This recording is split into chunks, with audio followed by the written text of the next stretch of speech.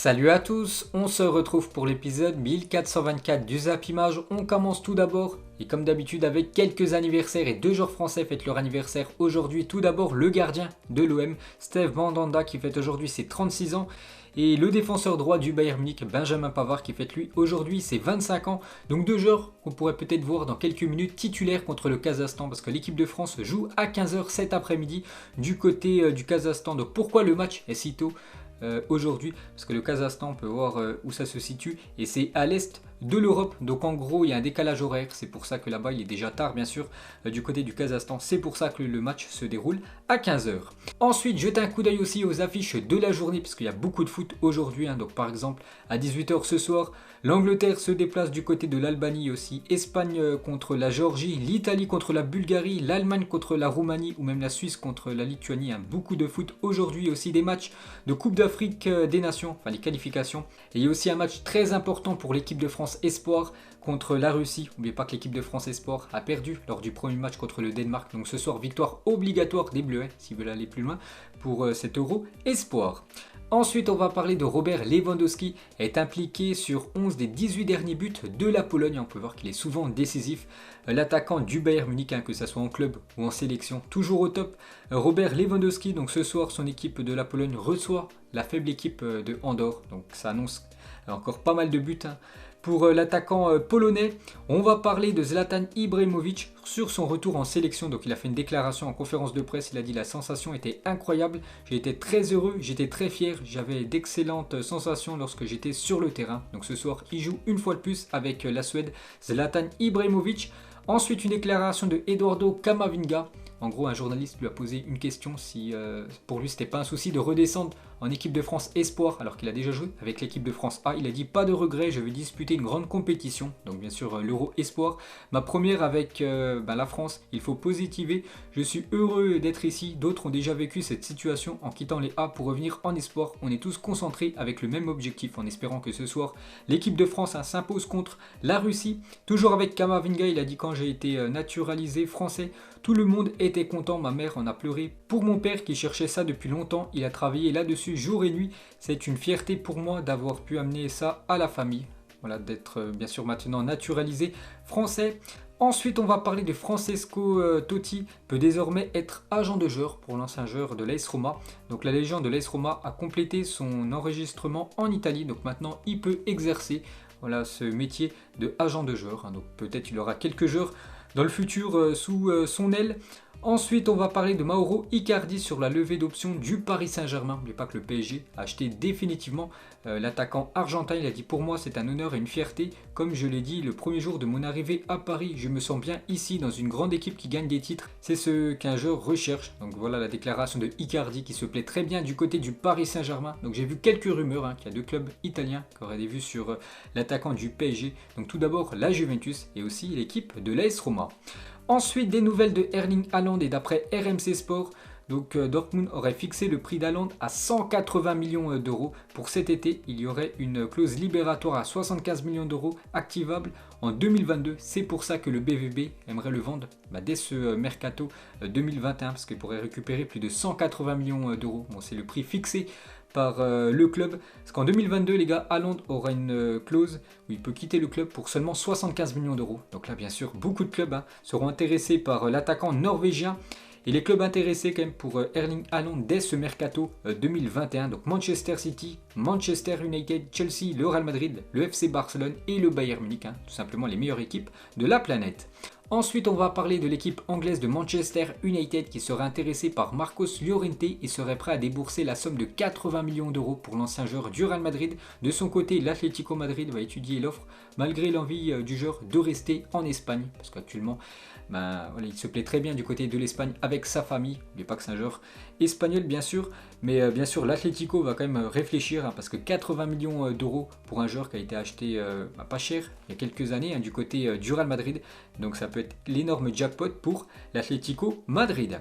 Ensuite, Memphis Depay et Wijnaldum seraient très proches de s'engager avec le FC Barcelone d'après le journal Sport. C'est vrai que les deux joueurs néerlandais sont très proches de rejoindre gratuitement, parce qu'ils sont en fin de contrat avec leur club respectif, donc gratuitement l'équipe du FC Barcelone.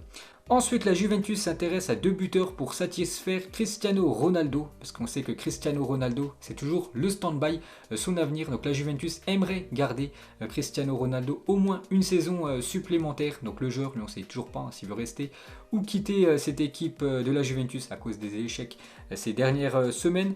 Donc la Juventus aimerait recruter Agüero ou Moskin cet été pour satisfaire les demandes de Cristiano Ronaldo et pour essayer de conserver tout simplement l'attaquant portugais.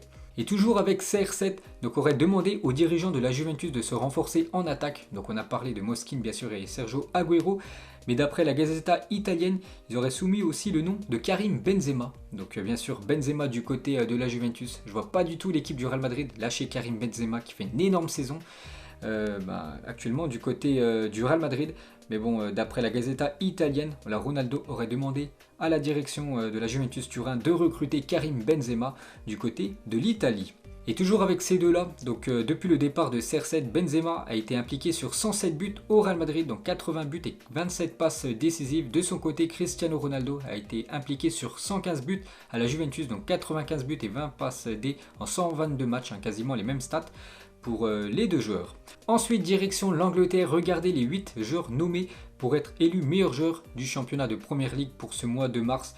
Donc on peut voir un Français, le gardien de Leeds United, Meslier. On peut voir aussi Riyad Mahrez qui figure dans cette liste, Harry Kane ou même Jess Lingard qui est très bon depuis son arrivée du côté de West Ham. Ensuite, une petite info sur Ousmane Dembélé. Donc Patrick Bamford, attaquant de Leeds United, a révélé sur la chaîne YouTube du club qu'Ousmane Dembélé était un grand fan de Leeds United.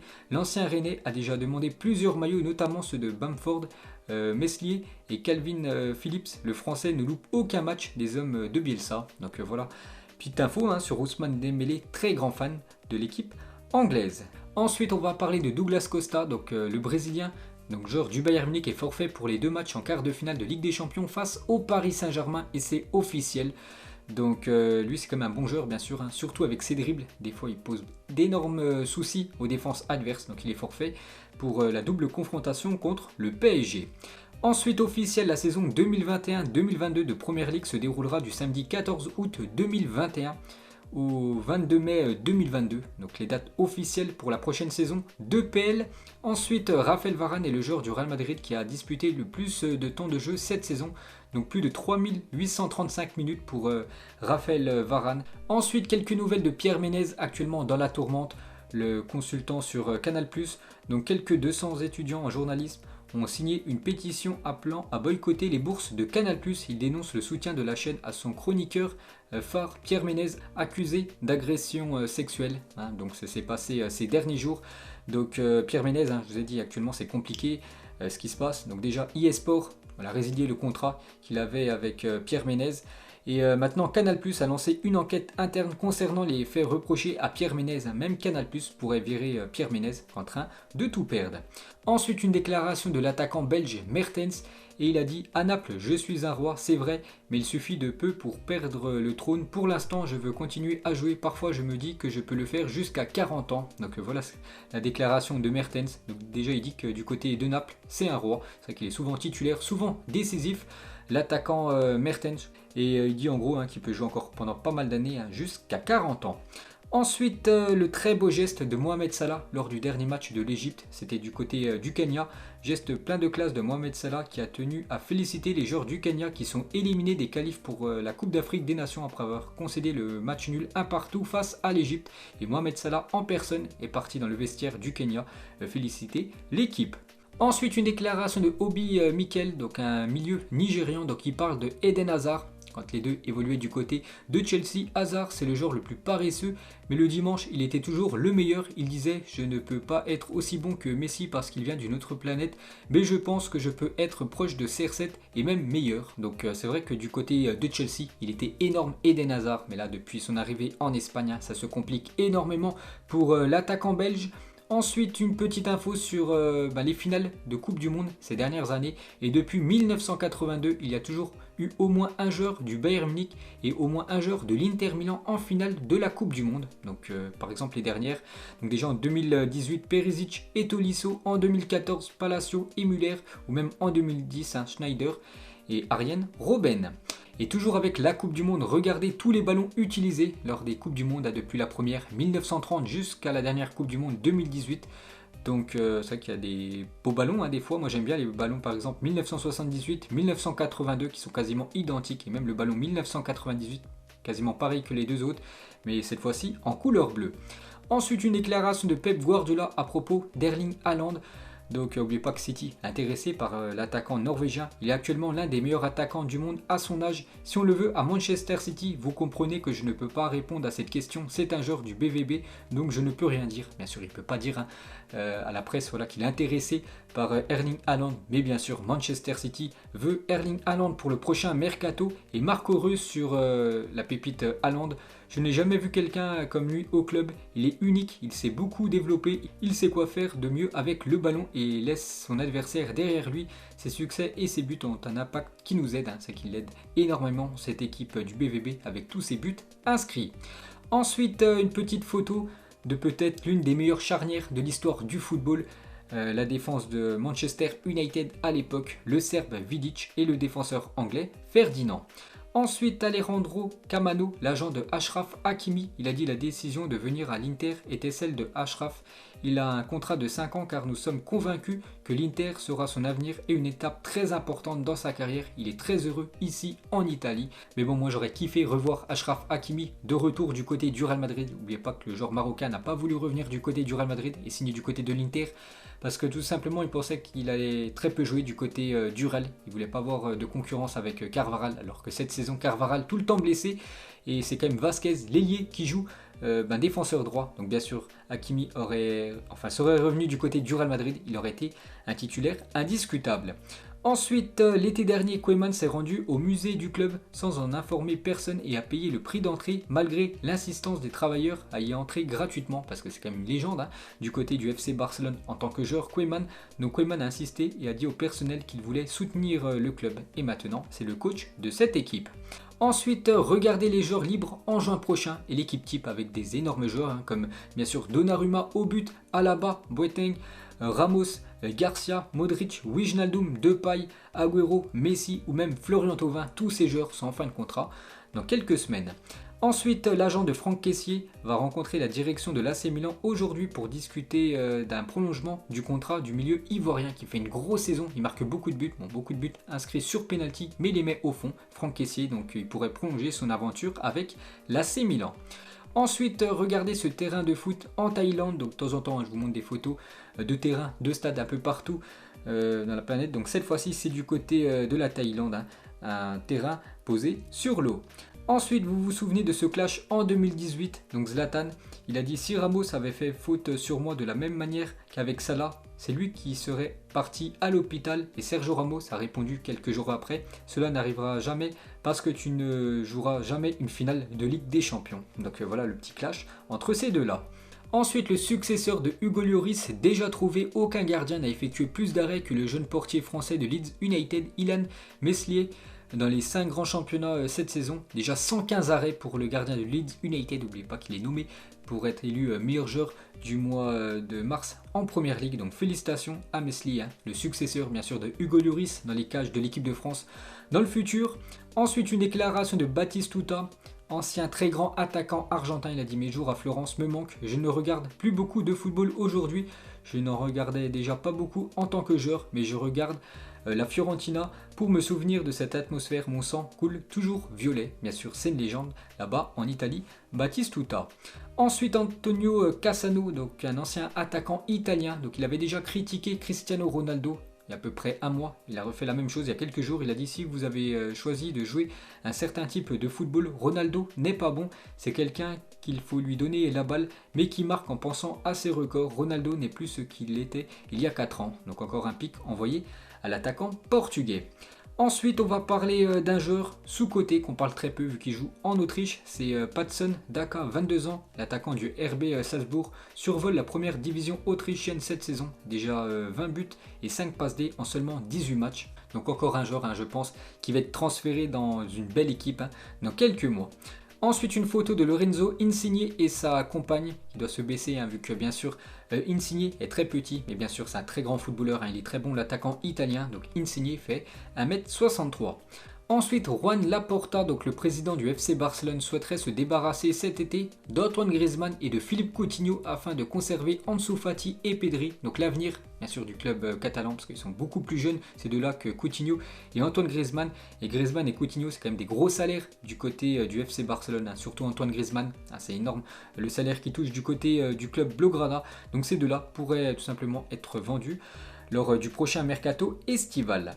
Ensuite, la marque Puma dévoile les éditions premium noires et blanches de la Puma King Platinum. Et c'est des magnifiques crampons faits par la marque Puma. Donc déjà les crampons en noir et les crampons en blanc encore plus beaux, avec bien sûr la semelle en or. Ensuite, une déclaration de Fernando Hierro, ancien défenseur du Real Madrid et aussi de la sélection espagnole, donc qui parle de Sergio Ramos. J'aimerais que SR4 prolonge et prenne sa retraite au Real Madrid. Non pas pour tout son temps passé au club, mais grâce à ses performances, car il continue de démontrer qu'il est le meilleur défenseur central du monde, le défenseur espagnol. Ensuite, on va parler du jeune Enzo Molébé qui a seulement 14 ans et signe un contrat aspirant de 3 ans à l'Olympique Lyonnais. Donc il intègre le centre de formation de l'Olympique Lyonnais. Donc j'espère pour lui qu'il deviendra footballeur professionnel dans le futur. Ensuite, le meilleur buteur des Classicos s'appelle bien sûr Lionel Messi avec 26 buts, donc 18 inscrits en Liga, 6 en Supercoupe d'Espagne et 2 en Ligue des Champions contre l'ennemi du Real Madrid. Ensuite, Oscar Mingueza, il a dit « Je regarde toujours les matchs après avoir joué. J'essaye d'être assez autocritique, même si ce sont des petits détails. Je fais plus attention aux erreurs qu'au succès. » Donc voilà ce que dit Mingueza à chaque fois qu'il fait un match du côté du FC Barcelone. Donc dans la foulée, quelques heures après ou le lendemain, il se pose devant sa télé, il regarde sa prestation et il essaye de corriger ses erreurs. Ensuite, on va parler de Stéphane Moulin, le coach de Angers. Il y a un événement parce qu'il a dit « J'ai décidé d'arrêter en fin de saison ». Donc c'est la dernière saison du côté de Angers pour Stéphane Moulin. Donc n'oubliez pas que lui, dans les 5 grands championnats européens, donc c'est l'entraîneur. Ça fait le plus longtemps qu'il est en place, tout simplement ça fait déjà 10 ans qu'il est du côté de Angers, Stéphane Moulin, et en fin de saison il arrête avec cette équipe. Donc n'oubliez pas que le deuxième entraîneur, où ça fait le plus longtemps qu'il est en place avec son club, c'est Diego Simón, l'entraîneur de l'Atlético Madrid. Ensuite, le Brésil et les arrières gauche, c'est vrai que l'équipe brésilienne a toujours eu des très grands latéraux. Donc sur le côté gauche, bien sûr actuellement Marcelo, avant Roberto Carlos, et toujours avec Roberto Carlos, il a dit « J'ai rencontré Ronaldo en 1993 et à partir de ce moment-là, nous avons toujours partagé la chambre. J'ai dormi plus de fois avec Ronaldo qu'avec ma femme, bien sûr, soit avec la Seleção, soit avec l'équipe du Real Madrid. » Ensuite, André-Pierre Gignac a déclaré que Liverpool et Valence étaient intéressés en 2010 avant que le joueur signe du côté de l'OM. Donc pour le convaincre, le club espagnol lui avait offert du jambon pour essayer de le faire venir du côté de l'Espagne. Ensuite, Patrick Kluivert à propos de l'Ajax de 1995. Il avait remporté cette Ligue des Champions. Personne dans cette équipe n'oubliera cette période. Nous étions tout simplement intouchables, plein de talent et de professionnalisme. Nous devrions rester dans les mémoires comme l'une des plus grandes équipes de l'histoire. Cette équipe de l'Ajax qui a eu 2 périodes où elle a été tout simplement intouchable. Donc début des années 1970 et aussi aux alentours de l'année 1995 où c'était tout simplement la meilleure équipe au monde. Et pour finir ce Zap Image, on termine bien sûr avec le pronostic de l'équipe de France cet après-midi du côté du Kazakhstan.